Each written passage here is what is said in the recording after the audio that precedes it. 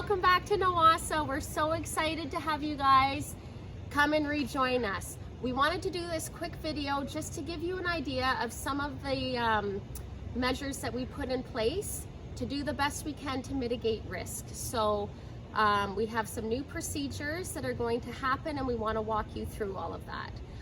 A couple of things that I just wanted to review with you guys is for right now in this phase of COVID, no strollers will be permitted in the building. We're going to have a screening station set up, which we will show you in a minute. Nobody will pass that screening station except for your child. So strollers and personal belongings and everything like that will stay on the other side of the screening station. You and your child will be screened, and if everything is okay, then your child will cross over through the screening station. She will go with our child care supervisor, who will bring her to the room. We are asking that at this stage you really try to limit personal belongings. The less items we're bringing into the center, the better. So just the bare essentials, the things that your child needs. Anything that comes into the center with your child, please make sure that it's well labeled.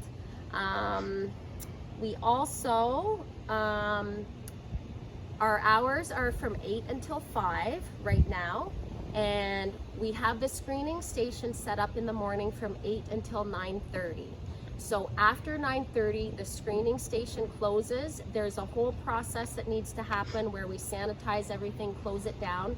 So if you're not here by 9:30, you will not be permitted into the building, and there's nothing we can do about that. Once the screening station closes, nobody else gets into the building. At this stage right now of COVID, only essential workers are permitted in the building. So no visitors will be coming in, no meetings will be happening, only childcare staff and the children will be entering the building right now. So please give yourself extra time. It's not like before where you can kind of come in, drop your child, and then leave. If there's a lineup to get through the screening station, you're going to need to wait. So give yourselves at least 15 minutes, especially at the beginning. We're going to become more efficient at this as time goes on, but probably the first couple of days, the screening station, there might be some little bumps to get through until we have a really smooth process. But please keep that in mind. If you need to be at work by a certain time, make sure you get here early. The screening station opens at 8 and it closes at 9:30.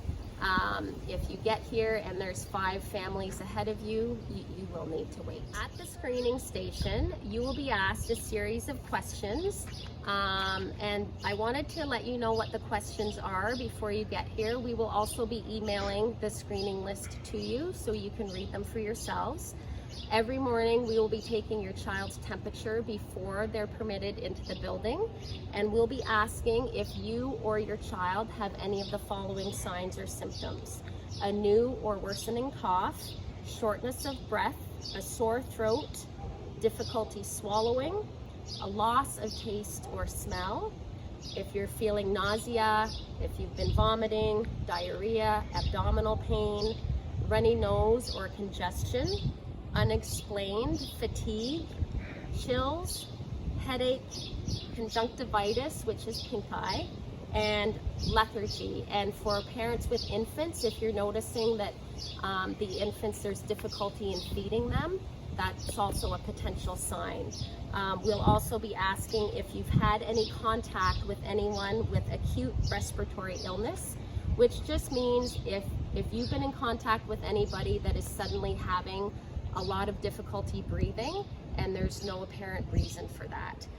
We'll also ask if you've had close contact with somebody who's been diagnosed with COVID-19 or has a confirmed case of COVID-19. So if you answer yes to any of these screening questions, you will be excluded from the program. And that's just the way things are right now in the context of COVID. This has been developed with public health, the Ministry of Education, and health experts. And this is the best way that we can keep everybody safe. So please, if you or your child is sick, please keep them home. That's how we can protect each other. This is only going to work if we all have the same goal in mind and we're working together to keep everybody safe. At the screening station, if any of these signs or symptoms are being shown, the screeners are not going to be able to permit your child into the program. Please do not get upset with them. We understand it will be frustrating. We understand that that means you're gonna have to change your plans, but it's not their fault. There's no gray area here. It's black and white. If you have a sign, the screeners have been trained to say, unfortunately right now, you haven't passed the screen. They are going to give you a little business card that we made up with the number for public health. You can go and have your child tested, and as long as you have a negative COVID test and your children are symptom-free, they can come back. If you decide not to get your child tested, that's totally fine, but they need to be excluded from the program for 14 days. If you have any other questions about that, you can contact me. My email is childcaremanager@nawasa.ca, and my phone number is 905-549-4884, extension 404. So again, if you answer yes to any of those signs or symptoms, you will not be allowed into the building. Please do not take it out on our staff. They're doing their job, and they're doing it to try to keep everybody safe. So this is the screening station. These are our regular childcare entrance doors. This will be set up every day, and there's a table set up along the wall. We are going to ask you guys to line up, and there are purple circles spray painted on the pavement. We're going to ask you to stand on those circles with your child to ensure physical distancing, and our screener will ask the questions. Then she will come and take your child's temperature, and as long as everything's good with the screen, then your child will be permitted to cross that line, and they will be accompanied by one of our staff into the classroom. Hi everyone, what a crazy time we are living in. But I am so excited to welcome your babies back. Let's go take a look at the classroom to see. Here is the classroom. Your baby will come in and we will wash their hands. We have baskets around the classroom that have receiving blankets in them so that we are able to pick up and snuggle your baby. We also have individual sensory bins so that we can still do sensory play as well. Their chairs are labeled with their picture, so that is the chair that they only will sit in during snacks and lunch. We still have carpet. It will be vacuumed twice a day.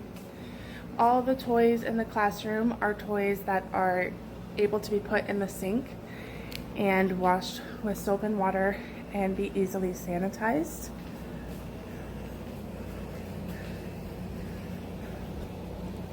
And you will notice over in the corner here, we do have a cozy area.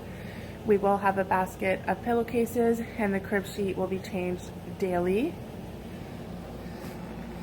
In our sleep room, you will notice that the cribs that are not in use do not have any bedding on them. And then the cribs that are in use are very much spaced apart.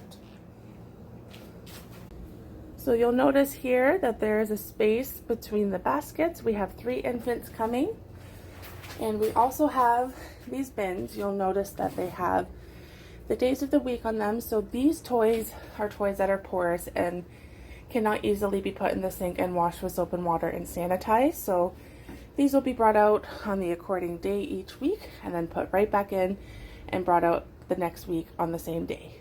So that was our classroom. Let's go take a look at the playground. This is the playground. We have added AstroTurf for the infants to play on. We have a shed full of toys. As you will see here, there is a fence that is tarped, and this is because on the other side we have our little toddlers playing over there, and this way they're not able to grab through the fence and touch each other, because it's very important to not mix our cohorts. You'll also see that we have added a pergola just for added shade, but we do have lots of shade on this side of the playground as well. To make sure that our cohort stays separate from the rest of the center, we will exit through this gate and we enter through completely separate doors that are our own. And this way there's no mixing of any cohorts.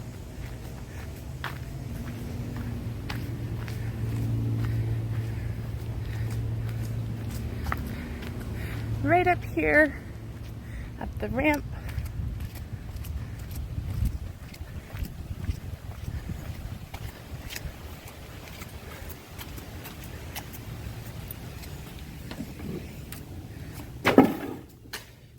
inside,